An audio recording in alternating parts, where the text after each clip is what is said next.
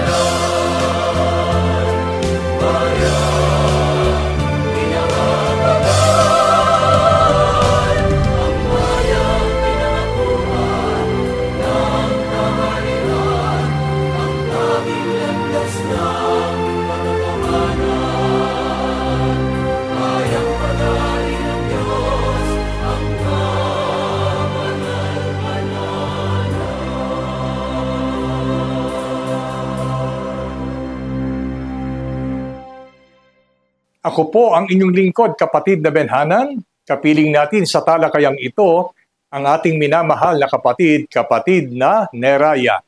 Kapayapaan po, kapatid na Neraya. Kapayapaan din pong sumainyo, kapatid na Benhanan, at kapayapaan po ang muli ay aming pagbati sa inyong lahat na aming mga minamahal na taga-subaybay ng programang ito na ang Kabanal-Banalan. Ang paksang aralin na ngayon po ay ating tatalakayin ay mayroong kaugnayan po sa pambungad na pananalita ng programang ito. Kung inyo pong mapapansin ay ipinagpapasalamat natin sa Panginoon na patuloy niya tayong binibiyayaan ng buhay at kalakasan. At sana ay ma-realize natin sa pamamagitan ng paksang inihanda sa atin ano ang layunin ng Diyos, bakit niya patuloy pa tayong binibigyan o pinapahiram ng buhay at lakas dito sa sanlibutan ito. Ang paksa ay nagsasabing ang pagbabago sa ikabubuti. Tiyak ay makaka-relate ang atin pong mga taga-subaybay, kapatid na Neraya, sa paksang ito.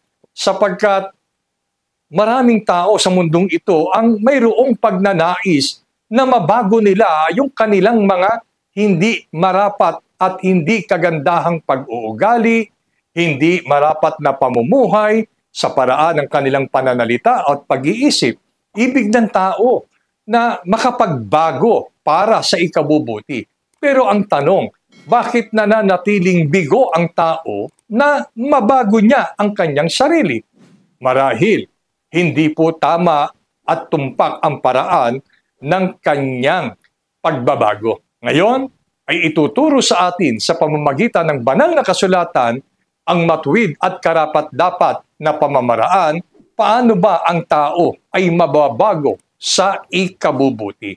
Sa ating pagpapasimula, kapatid na Neraya, ano po ba ang dapat na maging pagkaunawa ng mga tao tungkol sa Diyos na nagbibigay sa atin ng buhay at kalakasan? Ang sagot po ay mababasa natin sa Apokalipsis, ang kapitulo ay 2, at ang bersikulo po ay 21. Sasalin po ng Biblia na Tagalog, Popular Version. Pakibasa po, kapatid na Benhanan. Binigyan ko siya ng sapat na panahon upang pagsisihan at talikdan ang mahalay na pamumuhay, ngunit ayaw niyang magbago.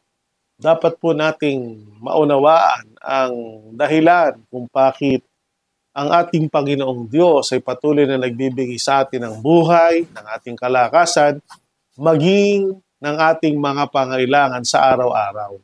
Dapat nating maunawaan, yan ay ibinibigay ng Diyos na sapat na panahon at mabuting pagkakataon para kung tayo namumuhay pa sa mahalay na pamumuhay, sa mga bagay na hindi kasang-ayon sa kalooban ng Diyos, yan yung pagkakataon para tayo magsisi. Gaya ng sabi ng Panginoon, sapat ang panahon ay binibigay ko upang pagsisihan at talikdan ng tao yung kanilang mahalay na pamumuhay. Pero sa kabila ng pagbibigay ng Diyos ng sapat na panahon para ang tao ay magsisi at tumalikod sa mahalay na pamumuhay, may mga tawhan niya na ayaw nilang magbago.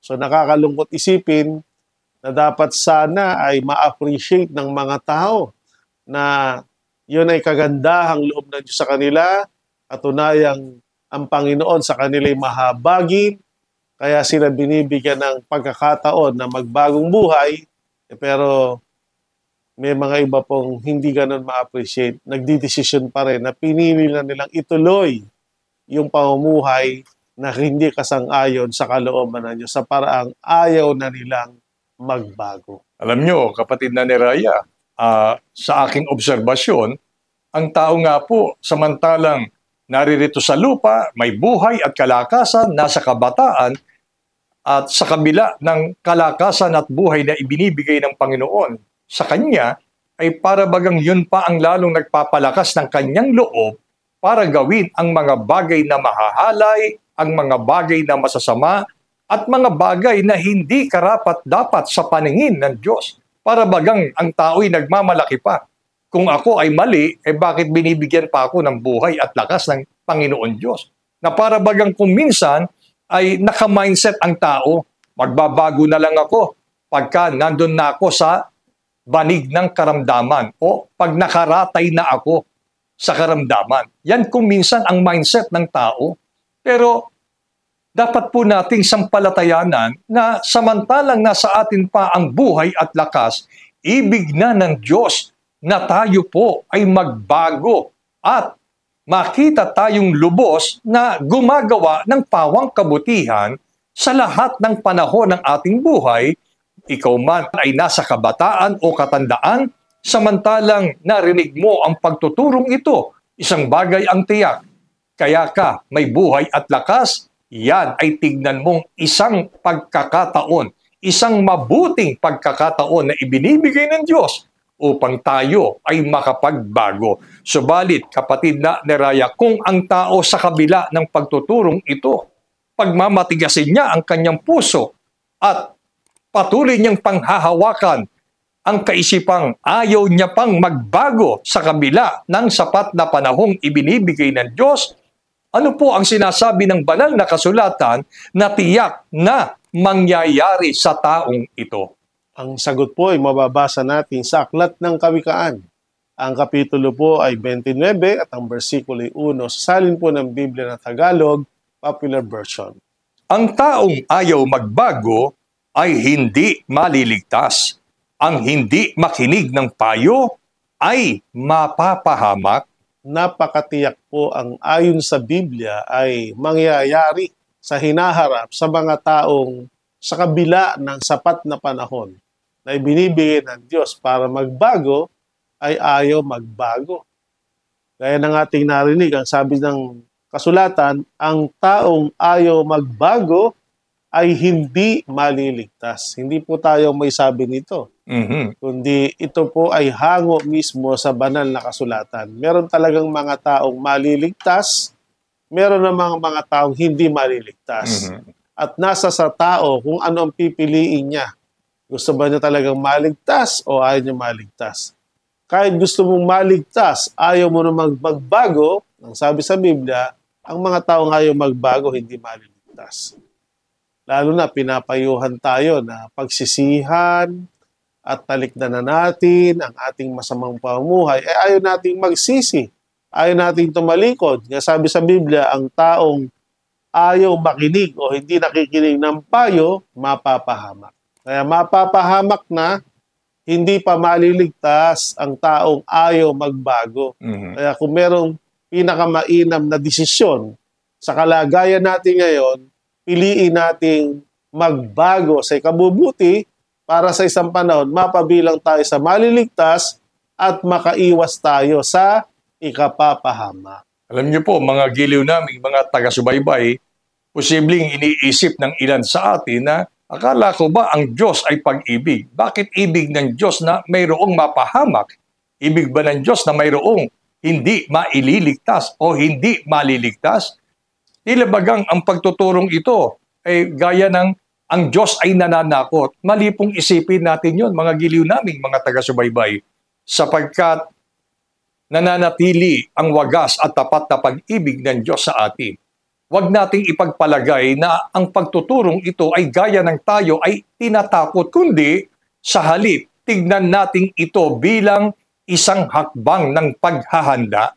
Alam nyo, kahit naman po sa mga kalye, kung ikaw ay nagdadrive ng sasakyan, may mga signages, di ba? May mga nagsasabing, slippery when wet. Yun ba'y pananakot sa mga motorista? Hindi, kundi yun ay babala para tayo ay maiiwas sa tiyak na kapahamakan. Pag yun ay sinunod natin, tiyak maliligtas tayo sa kapanganiban. Pero kung magmamatigas ang puso na sinabi na ngang slippery when wet, umuulan, ay magmamatulin ka pa ng takbo, ay para bagang hinahamon mo ang kalikasan. Mga giliw naming mga taga-subaybay, huwag po nawang masumpungan sa atin yung katigasan ng ating puso. Sa halip, tanggapin natin ang pagtuturong ito na gaya ng tayo po ay binababalaan ng ating Panginoon Diyos sapagkat ayaw ng Diyos na mayroong mapahamak na tao. Dahil dito, kapatid na Neraya, may mga tao rin naman na gustong-gustong magbago, pero nananatiling bigo at hindi makaahon doon sa dati niyang kalagayan. Mababago po ba, kapatid na Neraya, ng isang tao ang kanyang sarili sa mahalay o masamang paraan ng pamumuhay sa ganang kanyang sarili? Ano po ba ang itinuturo ng Biblia tungkol sa bagay na ito? Narito po ang sagot sa katanungang iyon na dahil yung iba ayaw magbago, yung naman gusto magbago pero hindi makapagbago kasi nga iniaasa lang sa sariling kakayanan. Ang paliwanag ng Biblia tungkol dyan ay mababasa natin sa Jeremias, Kapitulo 13, versikulo 22 hanggang 23. At kung iyong sabihin sa puso, bakit ang mga bagay na ito ay dumating sa akin? Dahil sa lakha ng iyong kasamaan ay nalilis ang iyong mga laylayan at iyong mga sakong ay nagtiis ng karahasan. Makapagbabago baga ang Etiope ng kanyang balat o ang leopardo ng kanyang bati? Kung magkagayoy, mga kagagawa naman kayo ng mabuti na mga bihasang gumawa ng masama. Napakatiyak po na talagang kung iaasa lang natin sa ating sariling kakayanan, yung sinasabing pagbabago sa ikabubuti, hindi sapat po ang ating pagnanais, ang pagpaplano, maging ang ating kakayanan. Lalo na kapag ang pinag-uusapan ay pagbabago para talikdan yung masamang paraan ng pamumuhay at makapamuhay sa isang buhay na puspos ng kabanalan o pagtalim at paglilingkod sa ating Panginoong Diyos. Opo. Sapagkat ayon sa kasulatan, pag ang pag-uusapan ay pagbabago, ang tao ay gaya ng mga Etiope o mga Ethiopians at gaya din ng mga leopardo. Sabi ng kasulatan, makapagbabago baga ang Etiope ng kanyang balat o ang leopardo ng kanyang bati? Sabi sa kanyang sarili, ito'y tanong na nagpapaliwanag, yung mga Etiope o Ethiopians ay lahi po ito ng mga taong ang balat ay maitim.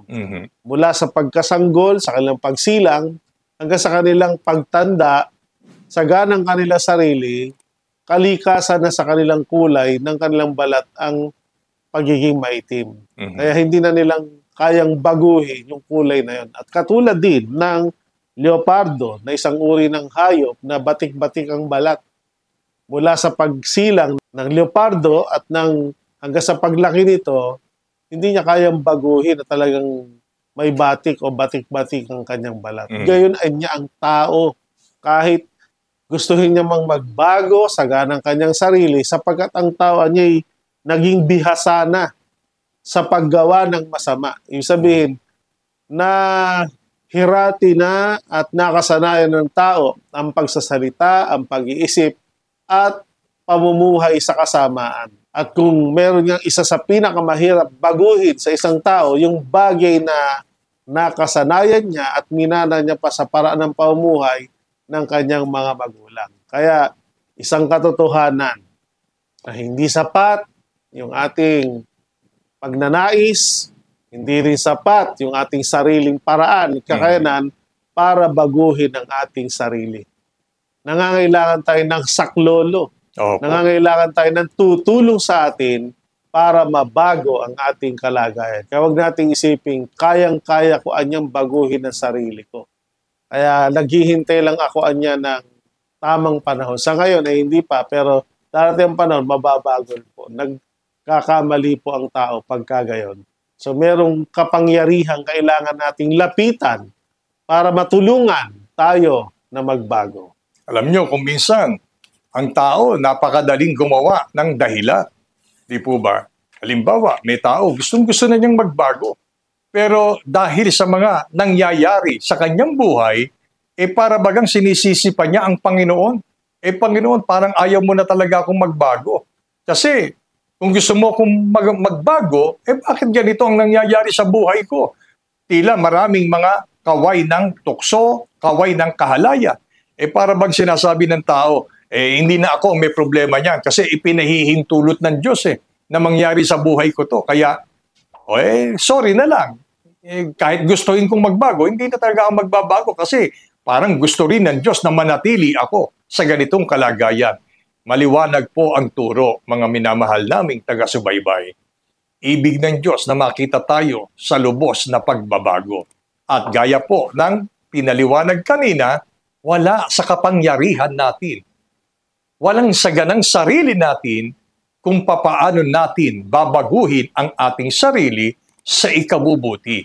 Tayong lahat ay nangangailangan ng isang kapangyarihang sapat na tutulong sa atin upang tayo po ay mabago ng lubusan. Kapatid na Neraya, ano ang unang paraan na nararapat gawin ng mga tao upang maranasan niya ang kanyang pagbabago sa ikabubuti nang hindi sa ganang kanyang sariling paraan? Ang sagot po ay mababasa natin sa Aklat ng Awit, Kapitulo 51, versikulo 10. Likhaan mo ako ng isang malinis na puso, O Diyos, at magbago ka ng isang matuwid na espiritu sa loob ko. Sa mga talatang binasa ng ating kapatid na Benhanan, maunawa natin kung anong unang nararapat gawin ng tao para maranasan niya ang pagbabago sa ikabubuti. Yung katulad ng unang ginawa ni David bilang hari. Alam naman natin, si Haring David ay dumating din sa isang panahon na bagamat siya'y naging hari, siya'y may pagkataong katulad din natin. Sabi nga, walang taong perpekto. Lahat tayo nagkakamali, lahat nagkakasala. At siya po ay naging isang makasalanan din na gaya natin. Nasumpungan din siya sa mahalay na pamumuhay. At hindi niya nais na manatili sa kalagayang yon. Gusto niyang mabago yung kanyang mahalay na pamumuhay. Kaya ang ginawa po niya, siya po ay nanalangin. Yun ang unang dapat nating manalangin. At ang laman ng kanyang panalangin bilang pakikiusap sa Diyos na tumutulong sa tao sa pagbabago sa kabubuti, sinabi niya, Panginoon, likhaan mo ako ng isang malinis na puso. Kasi sa puso nagmumula ang mga paghahangad ng tao. Tulad ng mga pagnanasa, tulad ng mga pagnanais na gumawa ng mga bagay, na mga ipagkakasala, yun nga katulad ng mahalay na pamumuhay. Kaya sabi niya sa kanyang panalangin, O Diyos, Panginoon, tulungan mo akong magbago sa paraang magkaroon ako ng malinis na puso. Kasi pag marumi ang puso ng tao, mula sa puso, papahayag ng nilalaman ng puso ang sa pamamagitan ng kanyang bibig. Kaya kapag ang puso marumi o masama ang puso, masasamang pananalita ang maririnig mo sa labi at Dahil marumi ang puso, marumi ang labi, marumi ang isip, damay-damay na, pati yung paraan na ng kanyang pamumuhay ay marumi o makasalanan. Pero kung sa bisa ng panalangin, sabi nga ay makakasumpong tayo ng biyaya sa paningin ng Diyos dahil kasang-ayon sa gusto niya ang ipinapanalangin natin na tayo malikhaan ng malinis na puso. Yan ang paraan para magsimulang makapagbago tayo. Sabi nga, likhaan mo ka ng malinis na puso at magbago ka ng isang matwid na espiritu sa loob ko.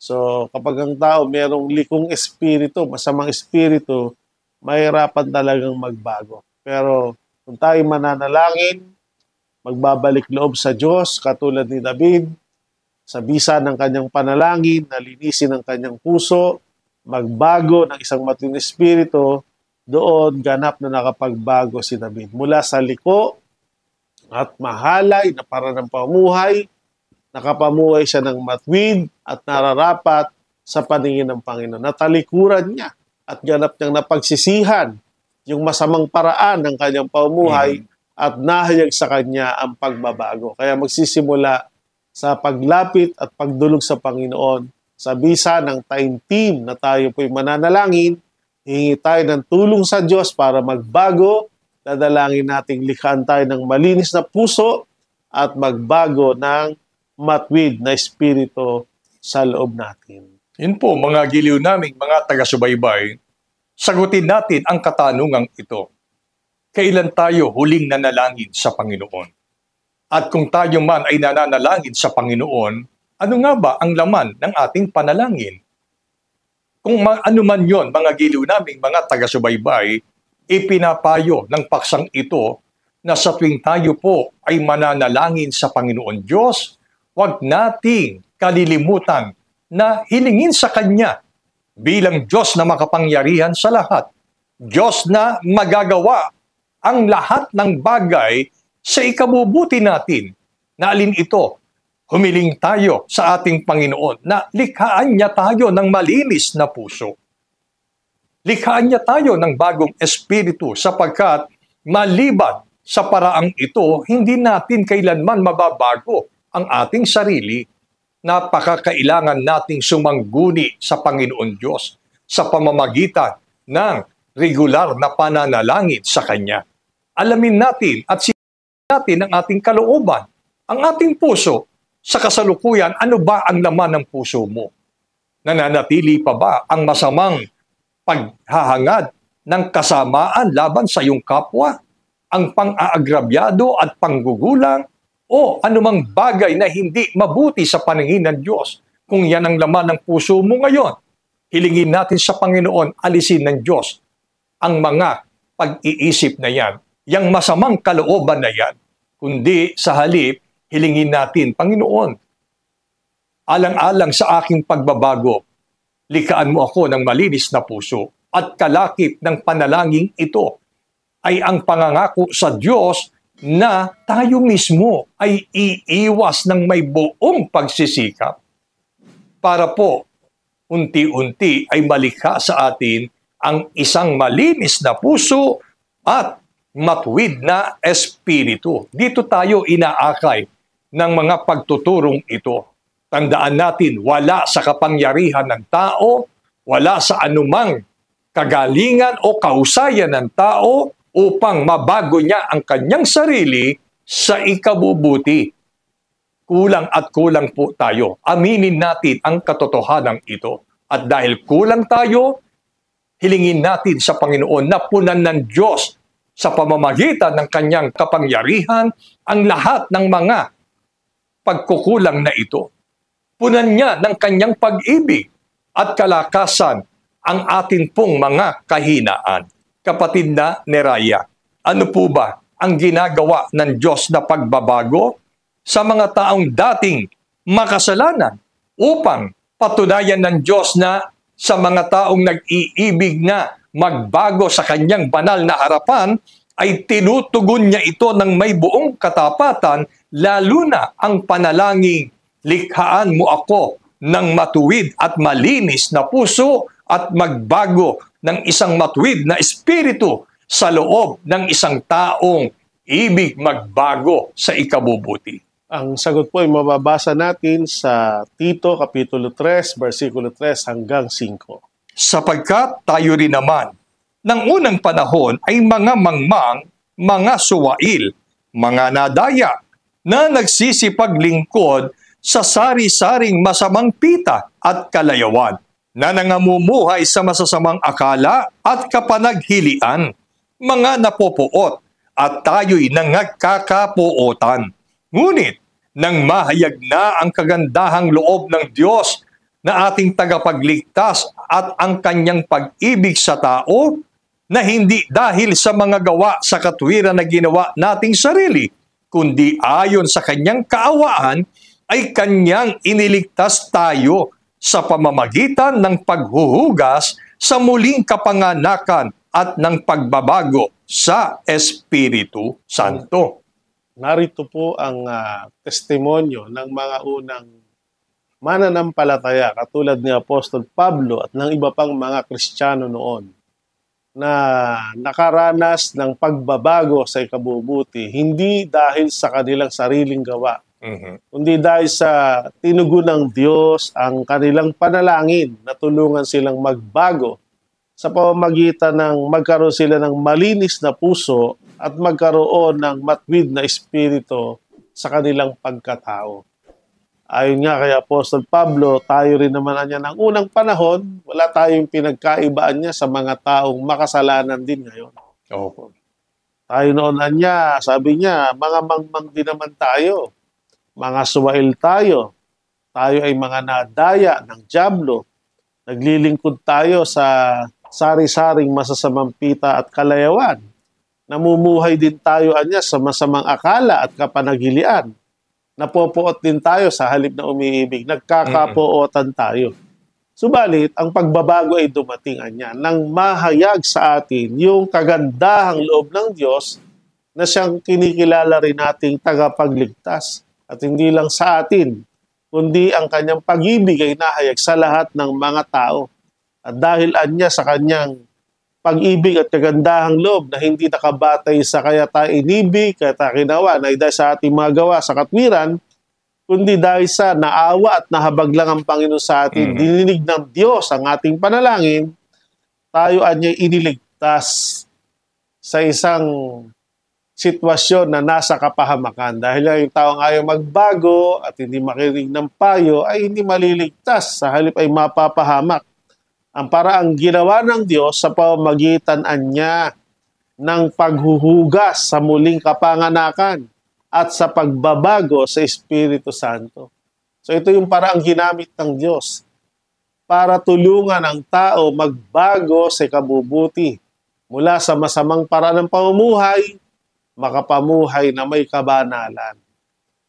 Tandaan natin ang nakasulat, ang ginamit na paraan, paghuhugas sa muling kapanganakan at ng pagbabago ng Espiritu Santo. Ang tinutukoy dito na paghuhugas sa ibang salita ay paglilinis ng kasalanan. Walang iba kundi yung bautismo. Sapagkat ang sino mang sumasampalataya at mabautismuhan ay maliligtas, sila ay malilinis, mahuhugasan sa kanilang kasalanan. At ito rin ay muling kapanganakan. Tinalaki natin yan nakaraan. Opo. Yung malibang ang tao ipanganak na muli, spiritual na kapanganakan. Sa tubig at sa espiritu. Bautismo ang tinutukoy po dito. At tinalaki natin kung saan dapat mabautismoan sa isang katawan ng Panginoon na siyang isang iglesia na may pangalang kabanal-banalang Iglesia ng Diyos kay Kristo Jesus. Sa mga kapatid, ang sumaryo ng ating pag-aaral tungkol dito sa tinatalakay nating pagbabago na hindi natin magagawa sa ganang ating sarili, kundi sa tulong ng Diyos ay magagawa ang mangyayari sa atin. Ang kailangan lang sundin natin yung mga pamamaraan, yung mga aral, yung mga payo na tinuturo sa atin para magbago. At ito na nga po yung paraan na bago ang kalagayan ng mga unang tao sa pamamagitan ng silang nanalangin, tapat sa puso, na lumapit sa Diyos, humingi ng tulong, nagsisi talaga sila, tinalikuran nila yung kanilang kasalanan, nagpabautismo sila sa loob ng kabanal-banal na iglesia na mahay sa kanilang puso ang banal na espiritu, nahugasan ang kanilang kasalanan, naranasan nilang ipanganak na muli at sa bisa nito nahayag ang pagbabago sa ikabubuti. Kaya nawa ay ito rin ang pamantayan at paraang taluntunin natin o sundin natin upang kagaya nila na nagbago sa ikabubuti, maranasan din natin ang pagbabago sa ikabubuti. Mga giliw naming mga taga-subaybay, hindi mo pa ba nararanasan ang kagandahang loob na ipinadadama sa iyo ng Panginoon sa pamamagitan ng pagsubaybay mo sa programang ito? Hindi mo ba nararamdaman na inaakay na tayo ng Panginoon Diyos para tayo po ay makapagbago sa ikabubuti? At ang paraang inihanda ng Diyos ay tumanggap tayo ng bautismo sa tubig at sa Espiritu na kung saan ang dakong pinili ng Diyos ay gawin ang bautismo sa loob ng kanyang kabanal-banalang iglesia ng Diyos kay Kristo Jesus. Huwag nating pagmatigasin ang ating puso sapagkat ito ang paraang inihanda ng Diyos. Hindi na tayo ang mag-iisip ng paraan kung paano tayo makakapagbago ng ating pong sarili sa ikabubuti.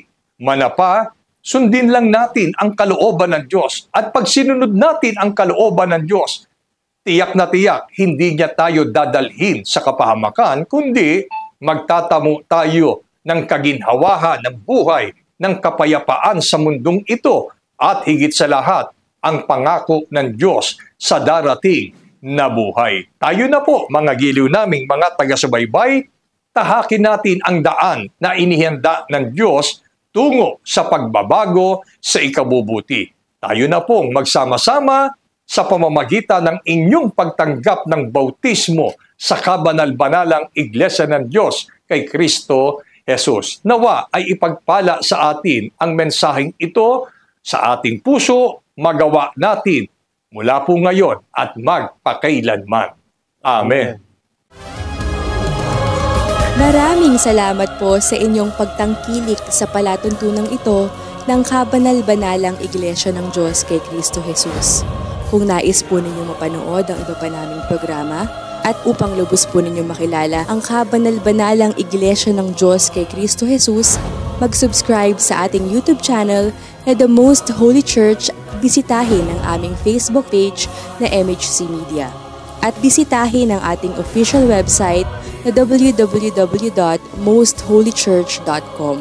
Maraming salamat po.